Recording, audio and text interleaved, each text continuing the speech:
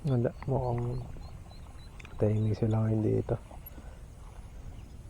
May ano kasi, may itik kasi. Makabusog sa itik.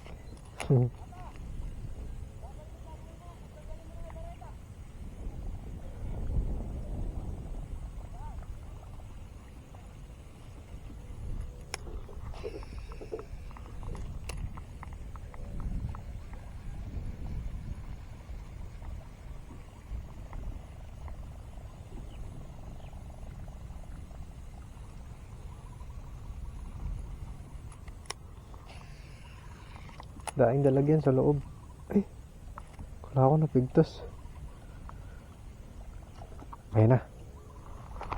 Ayun na. Laki kaya.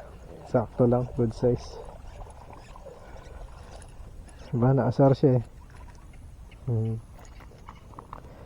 Second catch, boy. Pangalawa natin niya. Good size. Kasi madaming dalag dyan sa loob eh. Ayun, napikon. Pikon sa paulit-ulit natin pagkakas. Diba? Pwede na rin. Hindi na masama. Second catch.